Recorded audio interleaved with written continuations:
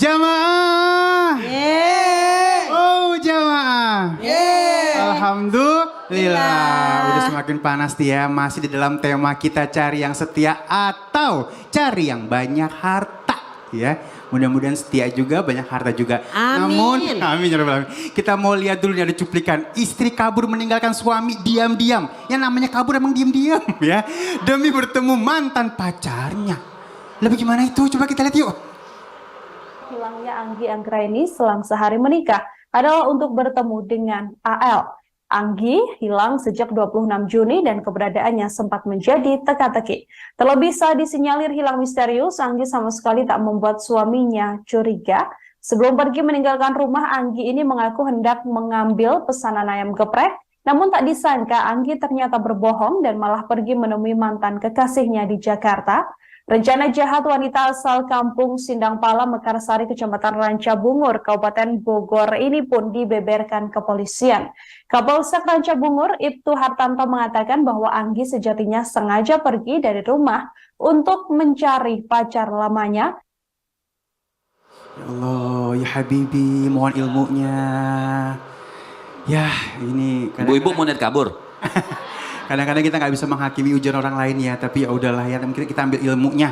Ini kalau misalnya terjadi selingkuh atau tidak setia, ini gimana hitungannya? Terus boleh nggak misalnya cerai? Terus maharnya boleh diambil nggak?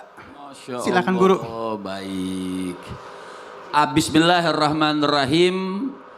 Apabila kita ada masalah, boleh dikatakan di antara dua, baik seorang suami atau seorang istri ada tidak setia, kita lihat dulu masalahnya ya. Kalau masalahnya jadi langsung bukan main cerai. Saya mau pindah rumah saya deket ini Ustadz Maulana, deket KUA, katanya lagi rame lagi perceraian, jadi mau tinggalnya deket situ, kali aja dapat satu kan gitu. Telat nyambungnya. Artinya jangan langsung kalimat cerai. Jadi jangan gampang untuk mengatakan kalimat talak atau cerai. Kita lihat dulu masalahnya. Jadi kalau memang masalah itu harus fi mizani syar'i, ditimbang dengan timbangan agama.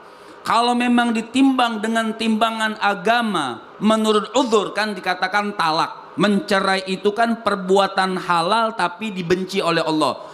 Bisa menjadi halal dan tidak dibenci oleh Allah Subhanahu wa taala kalau uzurnya uzur syar'i, kalau alasannya sesuai agama. Nggak apa-apa cerai, Allah tidak benci kepada dia. Kenapa? Karena uzurnya sesuai dengan syar'i. Nah, masalahnya apa yang kita beri sama pengantin tersebut boleh diambil atau tidak? Pertanyaan Bang Ali tadi. Maharnya. Jadi ada dua nih Bu, ada bawa-bawaan, ada mahar. Ada bawa-bawaan, ada mahar, itu mas kawin. Apabila, nih dalam fikihnya, apabila terjadi perpisahan itu sebelum akad nikah. Nih, ya. Apabila terjadinya itu sebelum akad nikah, maka boleh kita ambil semuanya. Ya, boleh, ayo kita ambil lagi. Misal kalau terjadinya sebelum akdun nikah. Apabila terjadinya setelah akad nikah, kita lihat campur apa belum. Nah, apabila belum bercampur, suami istri belum tidur bareng, belum bercampur, maka boleh diambil nisful mahar. Artinya sebagian daripada mas kawin boleh diminta sebagian karena belum ditidurin. Nah, apabila udah 1 menit aja ya. Apabila sudah campur nih, kayak tadi nih misalnya udah 4 tahun, udah 5 tahun, ada 6 tahun, tiba-tiba istrinya kabur atau suami, kalau suami sih nggak ngambil. Boleh atau tidak diminta kembali maharnya? Apabila sudah campur, maka tidak boleh 1 sen pun tidak boleh diambil mas kawinnya. Makanya ibu seperti Ustadz Maulana, rumah nama istri, mobil Istri. semuanya nama Istri. Aduh aman betul tuh. Baik makasih ya Aman Habibi. buat kita. Iya. Terima kasih ilmunya ya Habibi.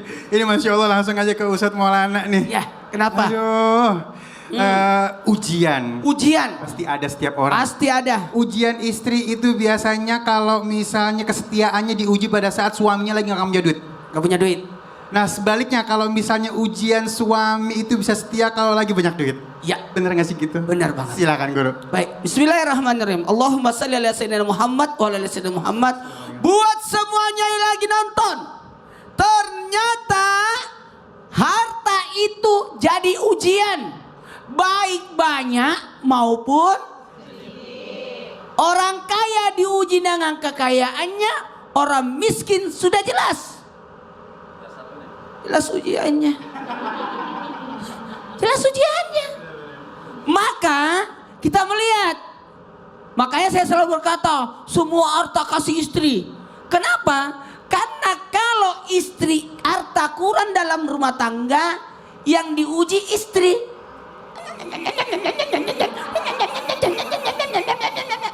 Itu ujian. Tapi kalau banyak uang, betul tidak? Tapi kalau laki-laki beda. Kalau kurang uangnya kelihatannya semangat. Tapi kalau berlebih dikhawatirkan ujiannya di situ. Bisa nikah lagi. Apa tuh. Maka ujian bagi rumah tangga kalau banyak duit yang diuji suami. Tapi kalau kurang duit yang diuji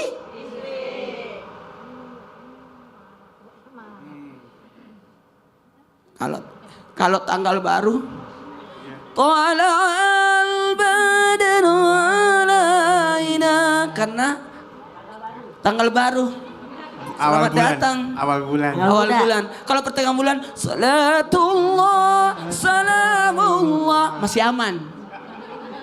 Pas akhir bulan, astagfirullah, rabbal baraya.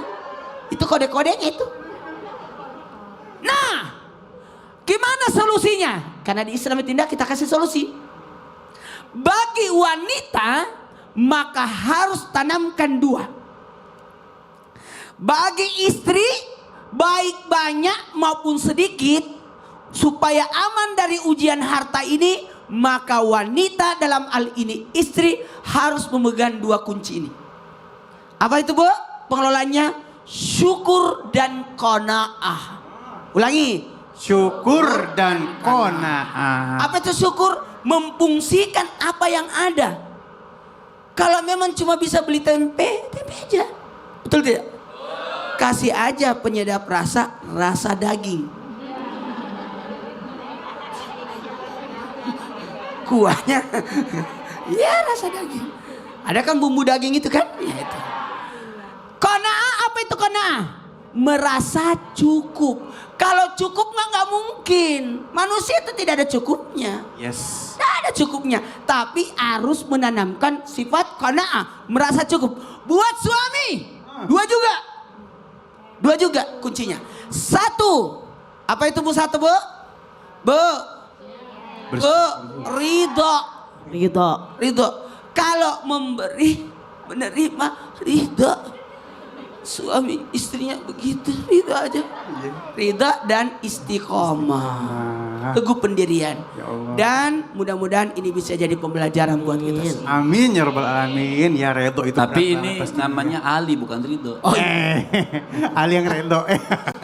Baik, sekarang kita masuk ke dalam segmen Tanya Dong Ustadz. Kami semua tanya dong Ustaz. Siapa yang mau nanya? Boleh ngacu. Angkat tangan. Biar kelihatan. Oh ya sebelah kiri deh, sebelah kiri. Semangatnya sebelah kiri nih ya. Langsung. Iya, boleh berdiri. Namanya siapa? Udah nyala, Umi. Udah. Udah silakan. Halo. Ya. Assalamualaikum warahmatullahi wabarakatuh. Waalaikumsalam warahmatullahi wabarakatuh. Kenalkan, nama saya Ibu Haryati dari Majelis Taklim Nur Estek dari Bekasi Selatan. Masya Ayo, Allah. Bekasi Selatan. Ya. mau nanya dong Ustadz. Begini pertanyaannya. Apakah boleh seorang suami yang mengatur tentang keuangan istri? Oh, istrinya yang kerja Ya, nih. yang suka bertele-tele kan nanya, ini gini kemana Nana? Iya, yang kerja, iya. Nah, apakah itu menjadi hak keuangan itu yang mengatur seorang istri? Gimana?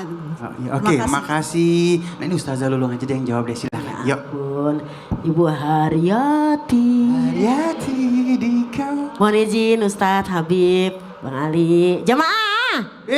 Oh jamaah. Alhamdulillah. Boleh nggak sih kita sebagai istri mengatur keuangan suami atau sebaliknya suami mengatur keuangan istri atau nggak ada ngatur aja udah nggak usah diatur. Nah repot ini. Jadi boleh nggak sih istri mengatur keuangan suami? Boleh kalau ngatur doang ya Bu ya. Tapi ngatur bukan berarti ngambil semua gaji suami. Itu dia tuh. Emang suami kagak, dia kepengen bahasanya ngopi, dia kepengen ngeteh, dia kepengen beli apa. Ntar kalau semuanya dipegang sama kita nih, kesian dia. Mau beli bensin, mah bensin. Tak besok dia mau pergi lagi, mah ada bayar ini, mah duit parkir, repot. Kalau misalnya ibu lagi pergi ngantar anak sekolah, laki kita belum berangkat kerja, dia mintanya sama siapa? Kalau semuanya dipegang sama kita. Jadi diatur boleh. Apa diaturnya? Mas, nih gaji coba kita hitung bareng-bareng. Ini buat listrik, ini buat SPP, ini buat abang, ini buat emak kita ya. Emak ente emak aneh, jangan emak ente emak aneh tuh. Emak kita semuanya buat ini. Nah ini baru kita buat belanja sehari-hari. Tadi yang Ustadz Nurwana bilang, kalau kita beli tempe bener juga tuh. Kasih 10.000 bisa tempe goreng enak banget itu. Kasih 15.000, 5.000 lumayan buat tumis toge ya. Jadi semuanya insya Allah cukup. Jadi kalau istri mengatur keuangan suami boleh aja. Tapi dengan cara apa? Dengan cara yang ma'rufa. Apa Bu? Ma'rufa, dengan cara yang baik. Karena apa? Kebiasaan kita di sini bagaimana? Karena ada juga orang yang gak biasa begitu. Ada yang memang biasa suami yang ngatur. Udah nih kalau kamu mau apa-apa nih tinggal nih abang yang ngasih. Kalau enggak ente boros ya kan? Buat arisan, buat ini, buat lakinya mana? Masa suami cuma nyari doang tapi nggak dapet? Atau masa istri cuma nerima doang tapi nggak pakai skincare emang? Emang kita nggak pakai skincare kan? Pakai yang namanya serbaguna itu loh. Aduh gimana sih? Jadi yang pertama kita sama-sama di sini menikah hanya untuk ibadah. Jadi ngatur duit pun juga ibadah. Nggak cuma yang namanya kita ibadah itu yang namanya bahasanya mungkin ritual, sholat, ngaji. Tapi kita amali dalam kehidupan sehari-hari. Do you understand? Bu. Emang di sini pada punya laki? Alhamdulillah. Yang masih punya suami, alhamdulillah. Semoga sakinah mawaddah rahmah. Yang mungkin sudah meninggalkan kita, rezeki mah bisa dari mana aja. Nggak cuma dari orang yang bersuami, yang tidak bersuami pun insya Allah Allah kasih rezekinya. Ya jadi mudah-mudahan tuh rezeki setiap saat. Ya nggak sih? Kalau gaji bulanan. Iya benar. Itu. Jadi jangan takut. Kalau yang punya laki, punya laki bagaimana masalahnya Makasih itu? Ustazah ilmunya ya, ada duit repot nggak ada duit repot ya. Ya ampun. Aduh, ya Allah sama-sama percaya aja dan insya Allah berkah ke depannya ya. Dan baik ini di sini kita akan bacakan sudah ada masuk melalui media sosial kita dari Intan Nurjana 777 ya. Assalamualaikum guru-guruku. Waalaikumsalam warahmatullahi wabarakatuh. Saya mau bertanya boleh nggak membuat perjanjian pranikah sama calon suami? Contoh isinya. Kalau tidak setia otomatis akan langsung jatuh talak. Greget. Walau tidak diucapkan. Dan jika suami ketahuan selingkuh, maka otomatis harta suami jatuh kepada istri. Boleh nggak seperti itu? Mohon penjelasannya, Bib. Tolong, Bib. Ih, serem. Aduh, pranikah nih, Bib. Janjiannya begitu. Macem-macem aja. Bisa nggak usah cerai gitu ya? Oh, salah. Silakan, Bib. Bismillahirrahmanirrahim. Ini ada perjanjian sebelum pernikahan, ada perjanjian yang sudah akdun nikah. Namanya itu disebutnya talak dengan syarat. Ya, talak dengan syarat. Misalnya kalau engkau keluar rumah itu talak dengan syarat. Kalau engkau keluar rumah jam sekian tidak berbicara dengan aku, maka kau sudah tertalak satu. Jam segitu, misal jam 4 sore dia keluar pintu itu tanpa ngomong sama suaminya, maka hukumnya dia sudah tertalak. Jadi bagaimana hukum perjanjian sebelum nikah dulu nih? Hukum perjanjian sebelum menikah dianggap lagu. Nanti itu namanya talak dengan syarat. Kalau kau selingkuh, kalau apa tadi? Ya, pokoknya itulah. Ya, Nggak setia. kalau kau tidak setia, maka sudah jatuh talak untukku, hartamu buat aku semua. Wah, ini belajar di mana nih Harun? Maka hukumnya dalam fikih, talak syarat sebelum pernikahan, sebelum ada akdu nikah, sebelum ada akdu nikah akad, gobil saya terima nikahnya dan kawinnya, itu dianggap tidak sah. Ya, talak sebelum akdun nikah. Nah, kalau talak setelah pernikahan namanya akdu nikah. Makanya sekarang kan ada sirah Tiga taklik. ta'lik. Apabila ditinggalkan berapa bulan, saat masih ingat? Kalau 6 bulan tidak ada 2 tahun tidak ada kabar, kemudian memukul, kemudian tidak menafkahi 3 bulan, kemudian 6 bulan tidak menyapa. Mantan penghulu, mantan penghulu. Nah, itu pun kalau jangan salah nih, kadang-kadang banyak salah. Itu pun ada kalimatnya kalau si istri tidak ridho dan mengadu. Kan di situ ada kalimatnya juga kan, jangan salah ya. Kalau si istri tidak ridho dan mengadu. Tapi kalau seperti Ustaz Maulana tadi mengatakan si istri qanaah, dia sabar seperti sabarnya Asia istrinya Firaun misalnya, dia sabar maka tidak terjadi talak tersebut, tidak terjadi kalau dia sabar. Masalahnya kalau dia tidak sabar dan mengadukan ke KUA, nanti KUA akan memutuskan talak 1 buat laki-laki. Tapi kalau di antara dia saja nih, namanya talak di antara suami dan istri. Kalau engkau selingkuh, nih perjanjian nih, dia mengucapkan nih, tapi bukan istri yang ngucapin, suami. Kalau istri mau bilang talak 1000 kali juga nggak jadi talak. Tapi kalau suami bilang misalnya, atau ada perjanjian, kalau kau talak selingkuh, terus suami bilang iya, mengiyakan, maka bisa terjadi itu talak karena sudah ada iya daripada Ya suami. Allah, makasih ya Habibi ilmunya. Mudah-mudahan akur-akur aja keluarga kita semuanya. Amin, ya Rabbal alamin. Ya, kagak ada talak-talakan, yang ada terima-terimaan. Ya. Baik, Ustaz Maulana bantuin lagi yuk. Ini jamaah di rumah. Ya, Langsung datang kemari, pokoknya boleh. kita kasih informasi kepada semua jamaah yang di rumah yang mau ikut bergabung di Islam Tindak, datang nonton langsung Islam Tindak, tepuk tangan Bu. Iya. Nah, bisa nih. Scan di QR ya, barcode Ya. Oh, udah muncul tuh. Udah muncul di muncul. layar Silakan, KTX silakan ya. Atau langsung aja kepoin Instagram kita Islam Itu Indah TV dan klik aja link di bio kami. Insya Allah banyak informasi di sana. Pokoknya kalau sampai di sini luar biasa. Beda ya Bu? Iya.